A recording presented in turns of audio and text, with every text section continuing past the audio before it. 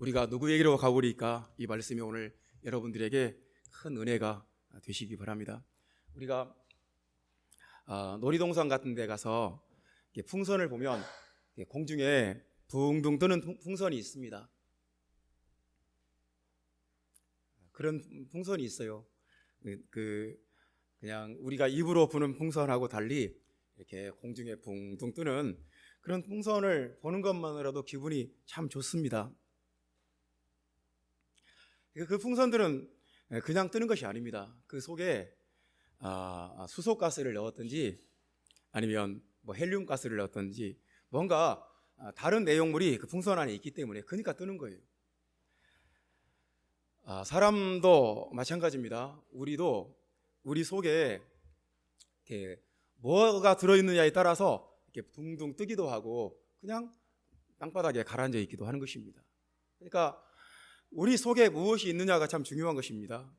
그것이 뭐냐면 우리 속에 마땅히 있어야 될 그 무엇, 내 마음속에 내 심령 안에 마땅히 있어야 될 그 무엇인가가 바로 믿음입니다. 믿음이 있으면 그 사람은 반드시 뜨게 돼 있어요. 그러니까 믿음이 있으면 모든 것에 영향을 미쳐요. 믿음은 내 육체에, 내 인격에, 내 인생에, 내 영혼까지 영향을 미쳐요. 믿음은 정말 중요한 거예요. 나는 예쁘다. 그 사람은 정말 예뻐져요. 나는 미흡다. 나는 사람들이 나를 싫어한다. 정말 그렇게 돼요. 자기 믿음대로, 자기 예언대로 되는 거예요. 나는 앞으로 가난하게 살 거다. 나는 정말 가난하게 살 것이다. 정말 그렇게 그 믿음대로 돼요. 나는 하나님의 축복으로 부자로 살고 많은 사람들에게 베풀고 살 것이다. 그 믿음대로 됩니다. 나는 예수 믿고 천국 간다. 나는 구원 받는다. 하나님의 능력과 그 구원이 나에게 임했다. 마귀 권세는 깨어졌다. 나는 그렇게 믿는다. 그러면 그 믿음대로 돼요. 그러니까 그 믿음은 내 육체와 내 생각과 내 삶과 내 영혼과 내 인생 전체에 강력한 영향을 미쳐요. 그래서 우리에게 믿음처럼 중요한 게 없어요. 여러분, 성공과 실패가 믿음으로 결정됩니다. 행복과 불행도 믿음에서 결정이 돼요.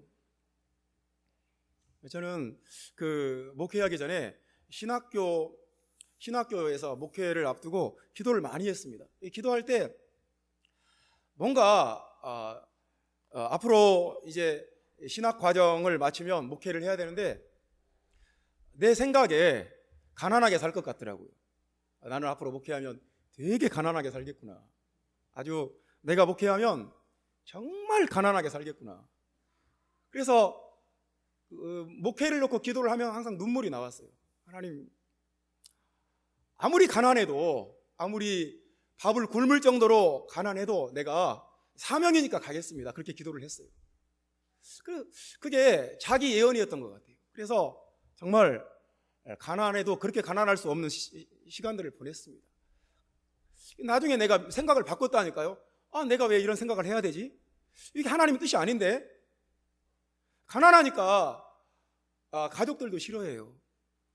가난하니까 우리 형제간들도 나와 관계가 멀어져요. 가난해서 좋을 것이 하나도 없어요. 가난해서 하나님이 기뻐하실 것이 하나도 없어요. 하나님 믿는 사람은 가난해야 된다. 목회하는 사람은 가난해야 된다. 절대 하나님 뜻이 아닌 거예요. 그래서 바꿨습니다. 하나님은 나를 축복하신다. 하나님은 나를 부유하게 하신다. 하나님은 내가 다른 사람에게 나누어주며 베풀며 살게 하신다. 그렇게 선언하고 그렇게 선포했습니다. 할렐루야. 여러분, 믿음처럼 중요한 것이 없다니까요.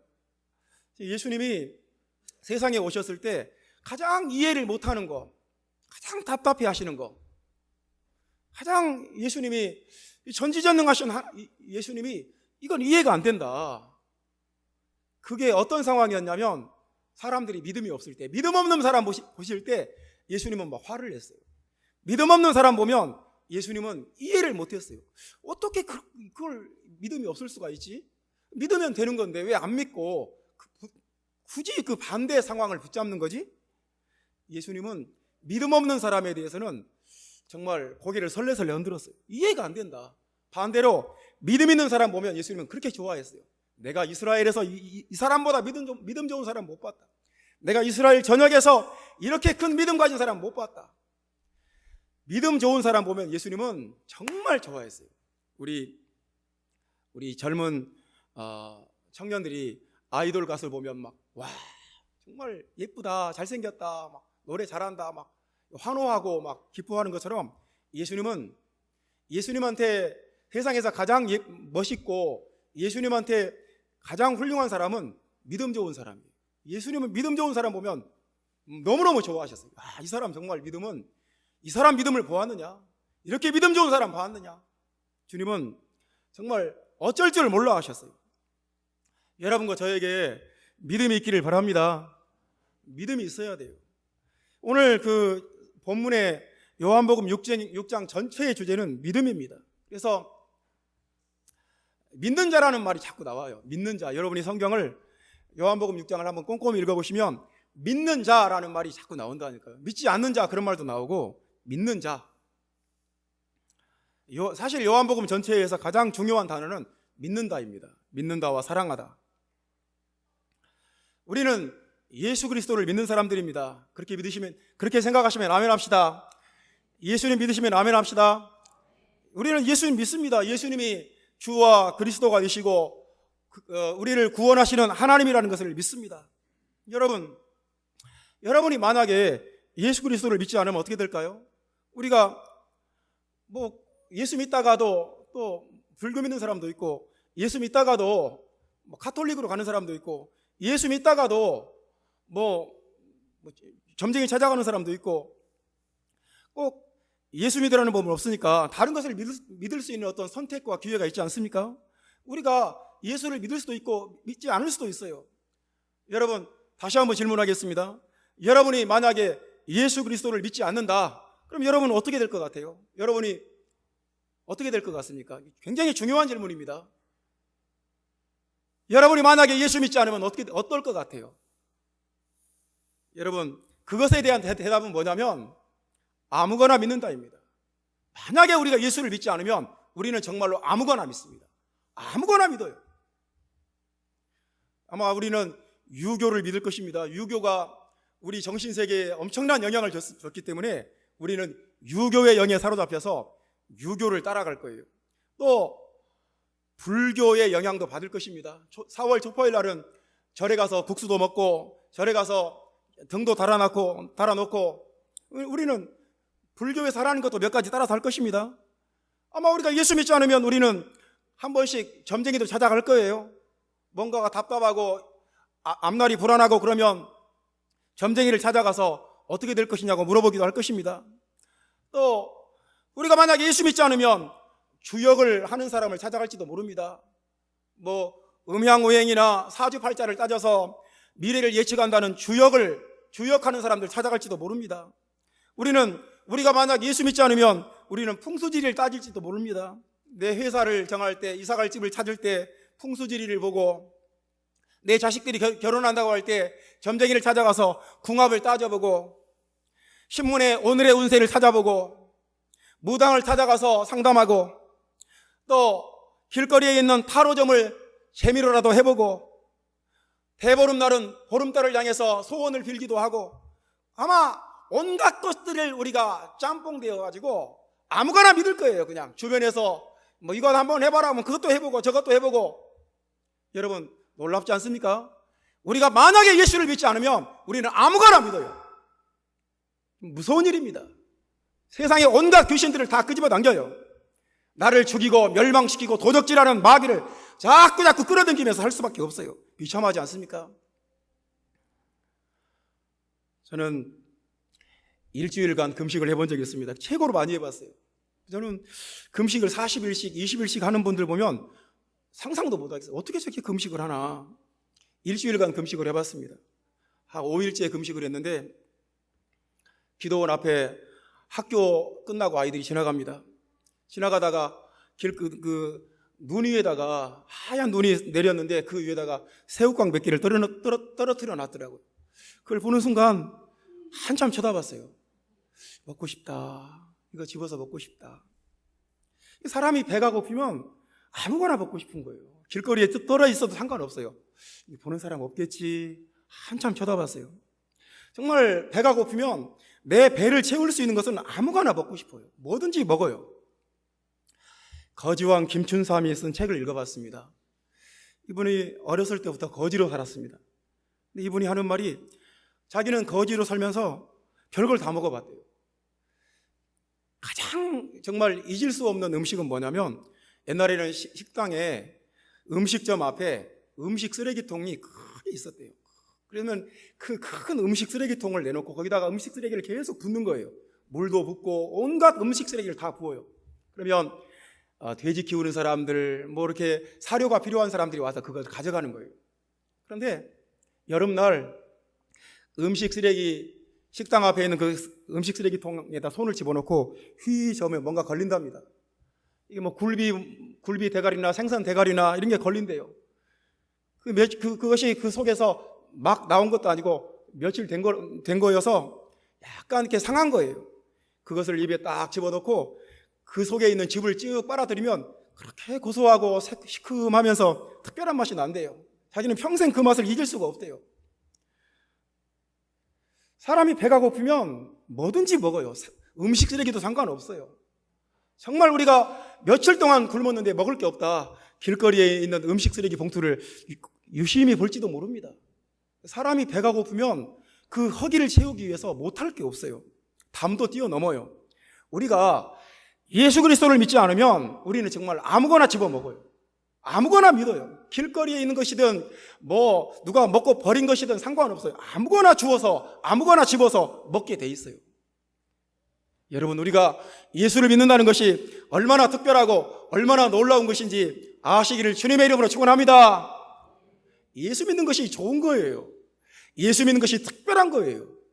하나님께 선택받은 거예요. 위대한 거예요. 우리가 믿는다, 믿음, 이런 말 자체가 쉽지 않습니다. 여러분에게 믿음이 무엇입니까? 라고 물어보면 그 정의를 내리기가 쉽지 않습니다. 믿음은 이것이다, 딱 부러지게 말하기가 참 어렵습니다.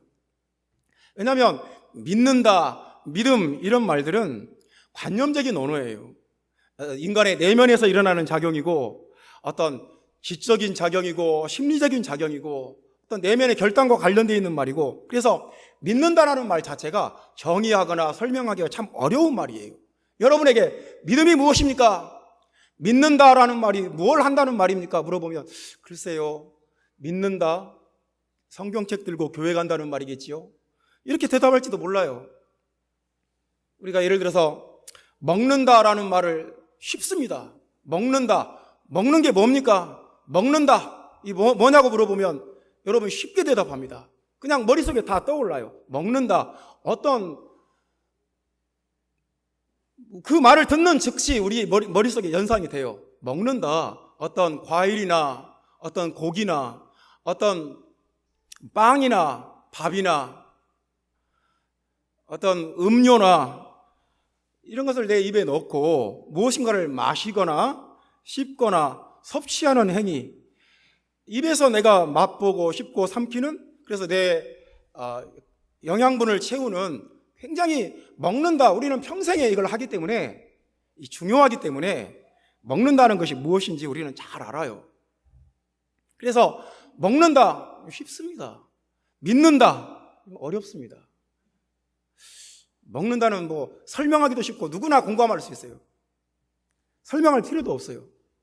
근데 오늘 본문의 말씀은 믿음과 이 먹는 것을 연관시킵니다. 믿음은 먹는 것이다. 그러니까 우리가 예수를 믿는 것은 예수를 먹는 것이다. 참 여러분, 목사님이 좀 엽기적인 말을 하신다. 믿음은 예수를 믿는다는 것은 예수를 먹는 것이다. 근데 오늘 성경에 그런 말이 있습니다. 55절 말씀, 54절 말씀 보면 내 살을 먹고 내 피를 마시는 자는 영생을 가졌고 마지막 날에 내가 그를 다시 살리리니 내 살은 참된 양식이요 내 피는 참된 음료로다. 예수님은 이 믿음과 먹는 것을 자꾸 연관을 시켜요. 그래서 믿음에 대해서 우리가 이해하기 쉽게 이해할 수 있도록 어떤 그 이미지를 자꾸 연관시키는 것입니다. 그럼 오늘 성경 요한복음 6장에는 먹는 이야기로 가득 차 있어요. 보리떡 5개와 물고기 2마리로 장정만 5,000명이 먹고 싸가고 남은 것이 12바구니였다는 것입니다. 배불리 먹었어요. 실컷 먹었어요. 광야의 만나 이야기가 나옵니다. 40년 동안 광야에서 만나를 먹었어요. 꿀 섞은 과자 맛이었답니다. 볶아 먹기도 하고 구워 먹기도 하고 뭐 어떤 레시피로 해서 먹어도 상관이 없어요. 뭐 어떻게 해서 먹어도 돼요. 그냥 날것으로 먹어도 되고 물에 말아서 먹어도 되고 우유에 말아 먹어도 되고 그냥 뭐 볶아 먹어도 되고 튀겨 먹어도 되고 어떻게 먹어도 상관없어요. 광야에서 만나를 40년 동안 먹었답니다. 예수님은 오늘 생명의 떡에 대해서 나는 생명의 떡이다. 나는 생명의 떡이다. 나는 참된 음료다. 나는 참된 양식이다. 나를 먹는 자는 영원히 산다. 믿음은 먹는 것이다. 예수 그리스도를 먹는 것은, 예수 그리스도를 믿는 것은 예수 그리스도를 먹는 것이다. 여러분 좀 다소 이해하기 난해한 표현 같지만 실제로 그래요. 예를 들어 봅시다. 우리가 여행을 가거나 어디를 가서 무엇인가를 체험하고 옵니다. 눈으로 보고 옵니다. 손으로 만져보기도 합니다. 귀로 듣기도 합니다. 입으로 먹는 것도 있습니다. 그 나라에서만 나는 특별한 음식들이 있고 특별한 음료들이 있어요. 내가 눈으로 본 거, 손으로 만져본 거, 귀로 듣고 온 거 다 내 몸에 남아있지는 않습니다. 기억 속에 있을 뿐이에요. 그런데 내가 내 입으로 먹은 것은 확실한 체험이에요. 그건 내 거예요. 내 몸에 내가 가서 먹고 온 그 음식은 그 나라에서 먹은 그 나라의 특별한 음식은 내 몸에 일부가 되어버린, 내 세포가 되었고 내 살이 되고 내 피가 되고 내 뼈가 돼서 내 존재의 일부가 되어버린 거예요. 그러니까 내가 무엇인가를 먹었다는 것은 그것과 내가 하나가 된 거예요. 연합을 한 거예요. 그래서 예수를 믿는다는 것은 예수님과 연합하는 것입니다. 예수님과 하나가 되는 거예요. 예수님이 내 안에 계시고 내가 예수 안에 거하게 되고. 사랑하는 형제자매 여러분, 예수를 믿는다는 것은 예수님이 하신 좋은 말씀들에 지적으로 동의한다는 것 이상입니다. 예수님과 인격적으로, 예수님과 영적으로, 예수님과 하나 되는 거예요. 내가 주님 안에, 주님이 내 안에 계시는 것이 바로 그것이 믿는 거예요. 그래서 그런 맥락에서 예수를 먹는다. 예수님은 내가 예수님의 살을 먹고 내가 예수님의 피를 마신다. 그런 맥락에서 하시는 말씀인 것입니다. 오늘 본문은 믿음에 대해서 3가지 사례를 말씀했습니다. 이런 믿음, 이런 믿음, 이런 믿음 3가지 사례를 말씀했는데 참 3가지 다 예수님이 칭찬하는 믿음이 아니에요. 아주 위험한 믿음도 있고 예수님이 아예 그냥 무관심한 믿음도 있고 예수님이 되게 아쉬워하는 그런 믿음도 있습니다. 그래서 오늘 그 3가지 사례를 보고 우리는 이런 믿음을 가지면 안 되겠다. 그러니까 오늘 본문의 말씀을 보면 제자들의 믿음이라는 것이 일정하지 않았어요. 제자들의 믿음이 참 부족하고 또 의심과 회의 속에 있다가 조금 잘하고 또 의심과 회의 속에 있다가 좀 더 잘하고 이 믿음이 계속 이렇게 오순절날까지 예수님 부활하실 때까지 믿음이 성장했지 그냥 원래부터 예수님의 제자들도 믿음이 좋았던 것은 아니구나 하는 것을 우리가 알 수가 있습니다. 오늘 5절 말씀 6장 5절 말씀 보면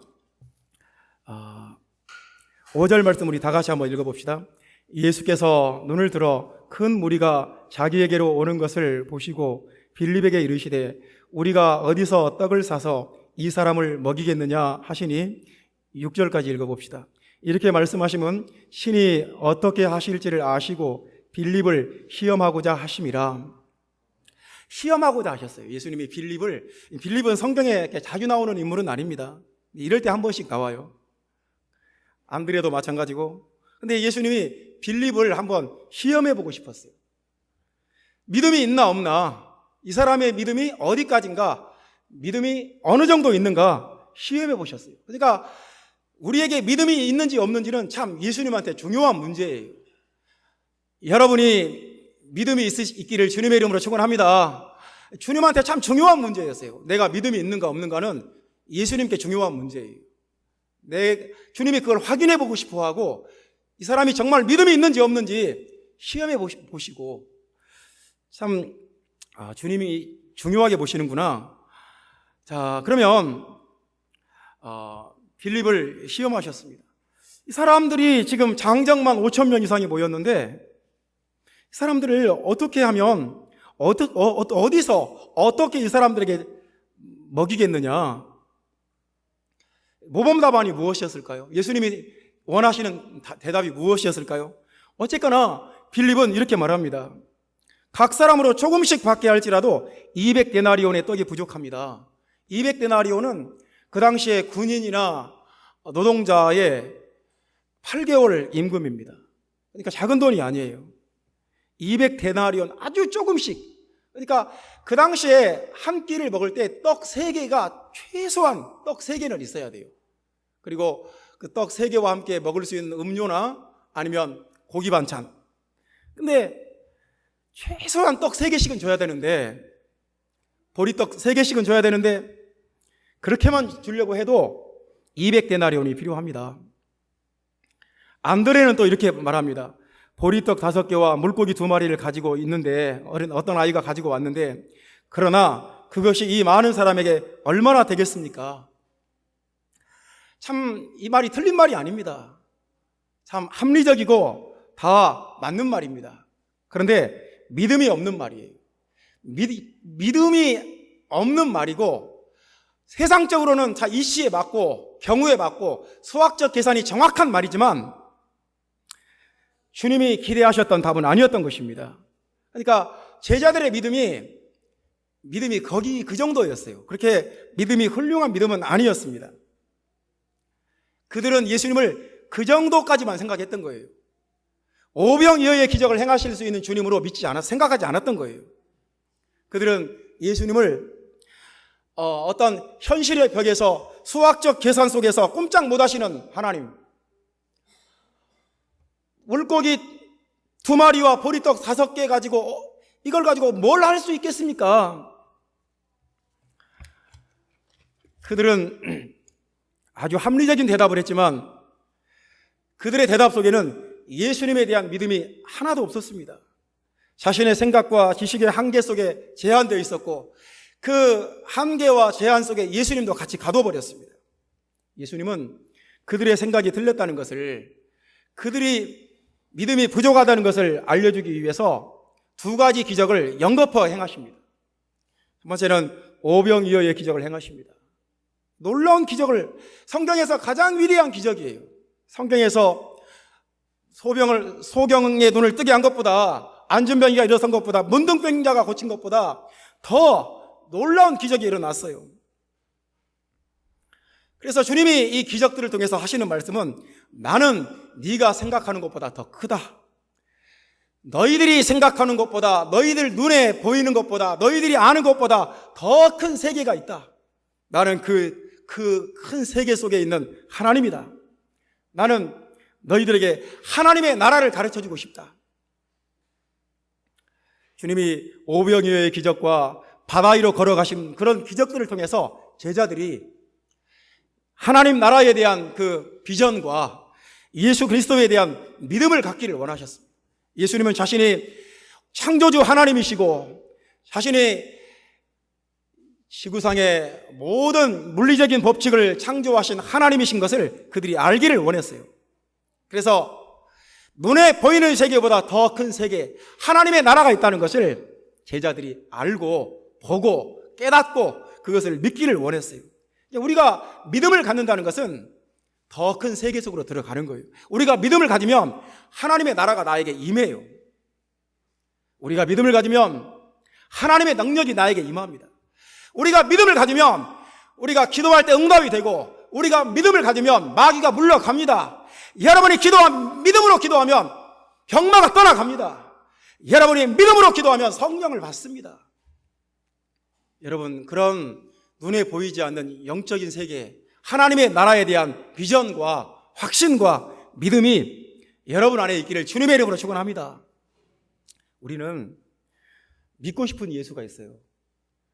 그냥 강연하시는 예수, 인생의 롤모델 되시는 예수, 자기 개발에 도움이 되시는 예수, 동기부여해 주는 예수, 행복 강사 예수, 우리는 그런 예수를 원해요. 막 우리한테 성령 받으라고 말하고 방언을 하라고 하고 병 고치라고 하고 귀신을 쫓아내라고 하는 그런 예수는 싫어요. 그렇지 않습니까? 그냥 왠지 막 나한테 무언가를 강요하고 병자를 위해서 기도하라고 하고 병고심이 일어나고 왠지 겁나고 마음에 부담이 돼요. 그러나 우리가 믿어야 될 예수는 그런 예수예요. 살아계신 예수, 능력이 나타나는 예수, 병고침을 체험하는 예수, 성령 주시는 예수, 귀신을 쫓아내는 예수, 오병이어의 기적을 행하시는 예수, 바다 위를 걸어가시는 예수, 기적을 체험하게 하시는 예수, 우리는 그 예수를 믿어야 돼요. 아름다운 교회가 믿는 예수가 창조주 하나님이신 예수님이 되시기를 바랍니다. 우리에게 하나님의 나라를 가져다 주시는 예수, 지금 이곳에 하나님의 나라가 임했습니다. 하나님의 임재와 능력이 지금 이곳에 임했습니다. 여러분 그것을 믿으시면 아멘 하세요. 아멘 하시기 바랍니다. 아멘 하세요. 하나님의 나라가 이곳에 임했어요. 능치 못할 것이 없는 하나님이 우리와 함께 해요. 우리에게 기도를 응답하시고 문제를 해결하시고 기적을 행하시는 우리는 그런 하나님을 우리는 믿어야 돼요. 아프면 병원 가기 전에 주의 이름으로 기도하는 그런 믿음을 우리가 가져야 돼요. 하나님의 나라가 우리에게 열리고 하나님의 능력과 임재가 우리에게 임하기를 간절히 원합니다. 그것이 믿음이에요. 그것이 믿음으로 사는 거예요. 두 번째 말씀입니다. 어떤 믿음이 있었냐면 참 대단한 사람들이 있었어요. 우리 15절 말씀, 14절부터 15절 말씀까지 한번 읽어봅시다. 그 사람들이 예수께서 행하신 이 표적을 보고 말하되 이는 참으로 세상에 오실 그 선지자라 하더라. 그러므로 예수께서 그들이 와서 자기를 억지로 붙들어 임금으로 삼으려는 줄 아시고 다시 혼자 산으로 떠나가시니라. 굉장한 사람들이 있었습니다. 이것도 아주 믿음 좋은 사람들 같아요. 오병이어의 기적을 보고 그 떡과 물고기를 먹고 집으로 싸가고 남겨도 12바구니가 남고 이 기적을 체험하는 사람들이 놀랐어요. 그래서 진짜 선지자다, 모세가 예언했던 그 선지자다, 왕으로 삼으려고 그랬어요. 억지로 예수님을 억지로 붙들어서 임금으로 삼으려고 했어요. 얼마나 열정 있는 사람들입니까? 얼마나 열심 있는 사람. 예수님을 왕으로 세우려고 했다니. 우리의 왕이 되십시오. 막 백성들이 막 이건 뭐 지금 뭐 그 10,000명 단위로 모였으니까 뭐 엄청난 어떤 막 운동이, 정치적인 운동이 일어나려고 하는 거예요. 주님이 그걸 보시고 아무 대꾸도 안 하십니다. 거기에 대해서 가타부터 말씀이 없으세요. 거기에 대해서 대응을 안 하세요. 반응을 안 하세요.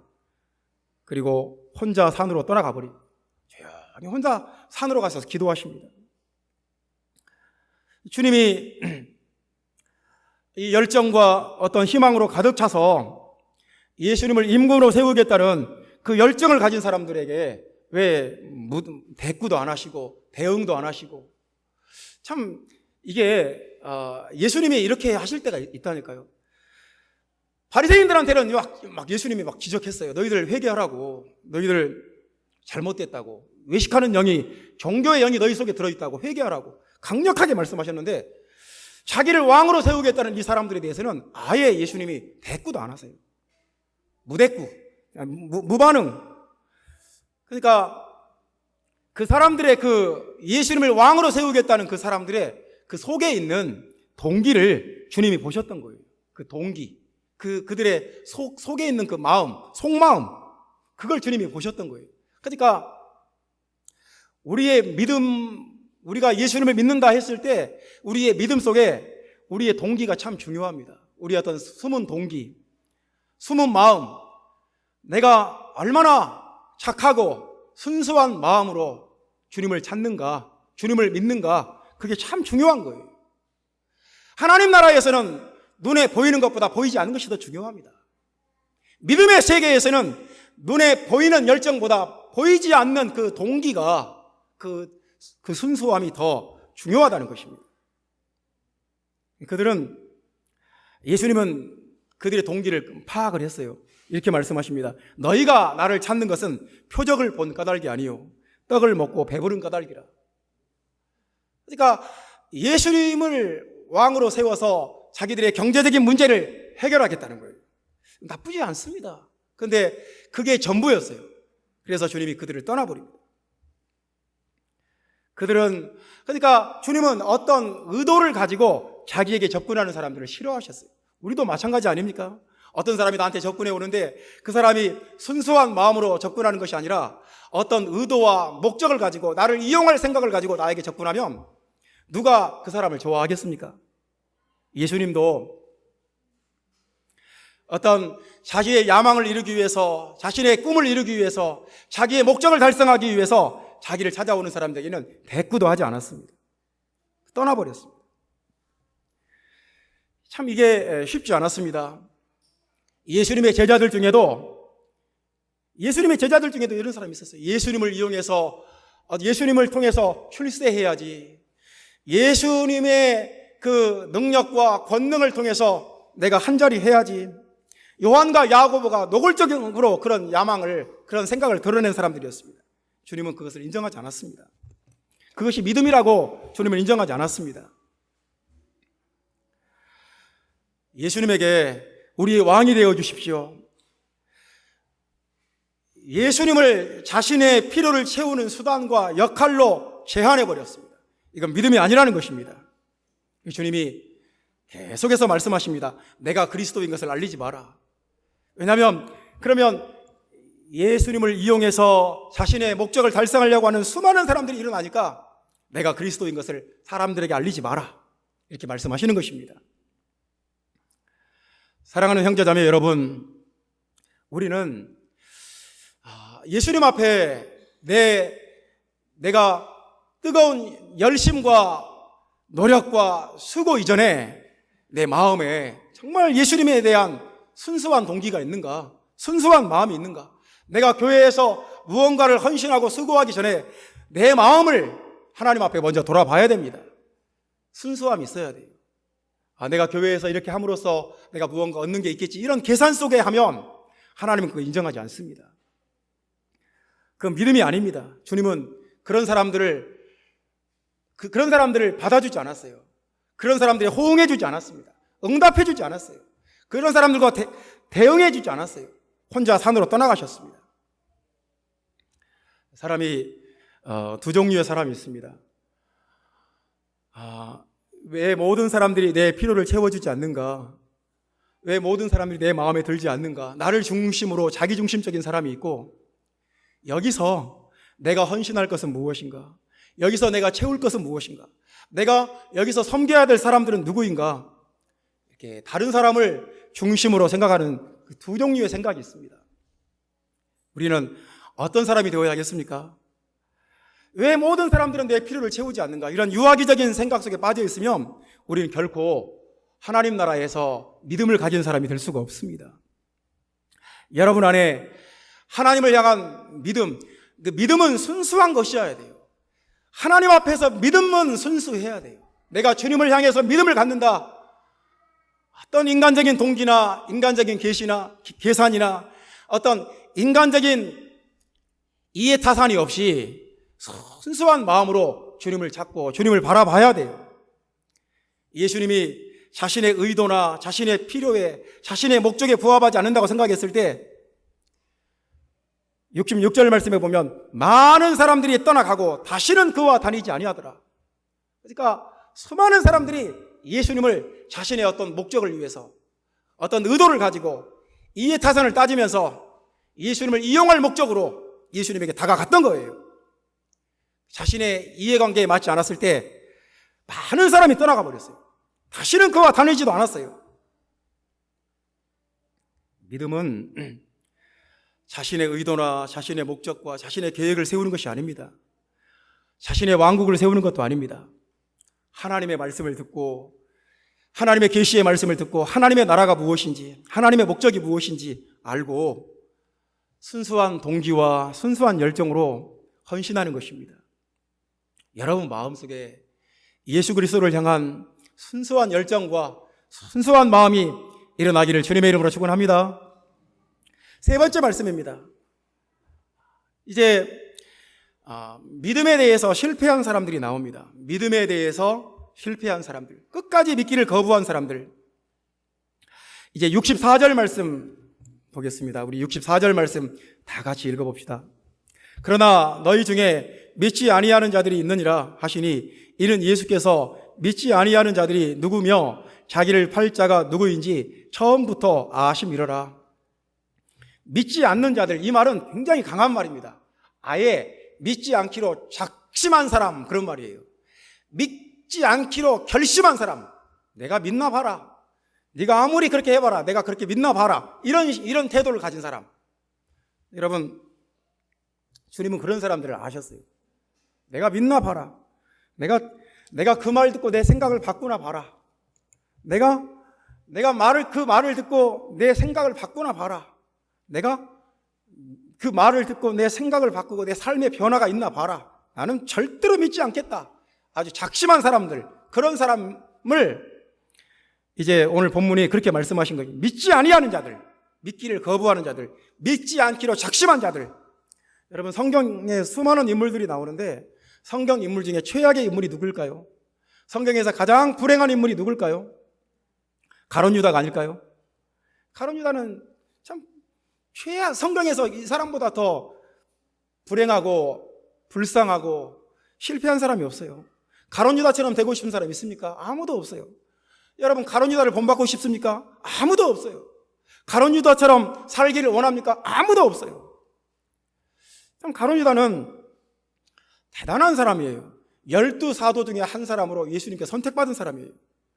제자들 중에 지식도 있고 학벌도 있고 스펙도 있는 사람이에요. 그래서 인정을 받았어요. 그래서 예수님의 그 제자 그룹에서 재무를 담당했습니다. 예수님의 제자로 택하심 받고 예수님과 3년 동안 동행했어요. 3년 동안 예수님의 교훈과 말씀을 들었어요.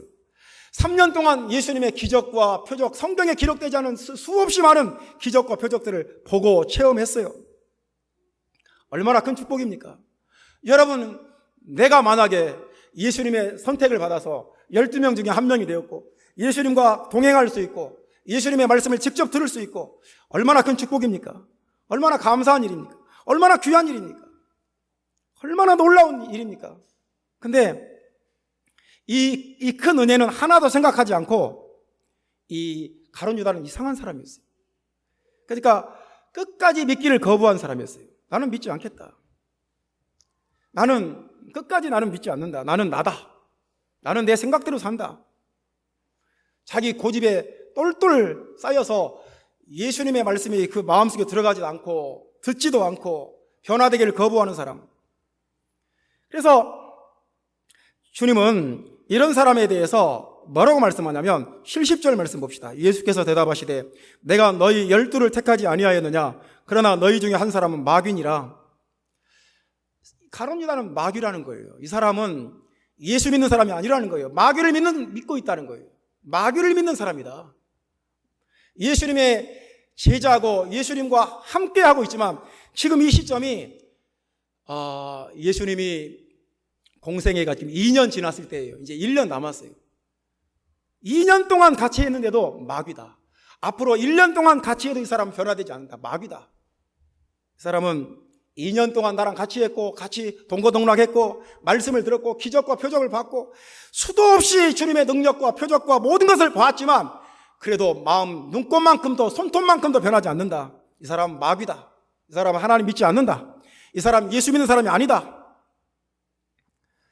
오늘 본문의 말씀에 보면 제자들이 이렇게 말해요. 시몬 베드로가 대답하여 주여 영생의 말씀이 주께 있사오니 우리가 누구에게로 가오리이까? 그러니까 제자들도 계속해서 믿음이 성장을 해요. 영생의 말씀이 주님께 있습니다. 그러니까 그 말씀을 듣고 계속 성장하겠습니다. 그 말씀을 듣고 주님이 누구신지 주님에 대한 믿음을 계속 키워나가겠습니다. 변화되겠습니다. 새로워지겠습니다. 생각을 바꾸겠습니다. 내 생각을 바꾸고 내 행동을 바꾸겠습니다. 내 인격의 변화를 원합니다. 내 믿음이 새로워지겠습니다. 근데 가룟 유다는 그런 사람이 아니었어요. 내가 변화되나 보라. 내가 믿나 봐라. 내가 내 생각 바꾸나 보라.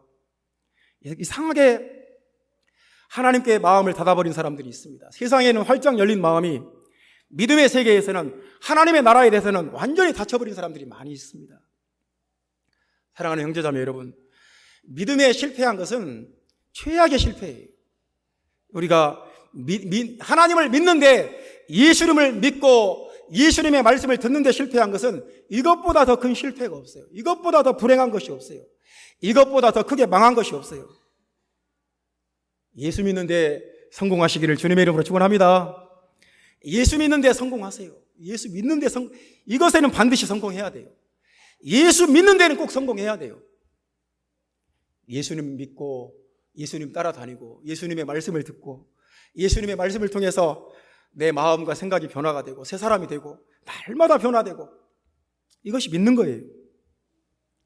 형제자매 여러분, 우리가 예수를 믿지 않으면 우리는 아무거나 믿습니다. 예수를 믿는다는 것은 우리에게 위대한 축복과 위대한 기회가 주어진 것입니다. 예수 믿고 영생을 얻는 은혜가 여러분과 저에게 임하기를 주님의 이름으로 축원합니다. 오늘 임할 줄로 믿습니다.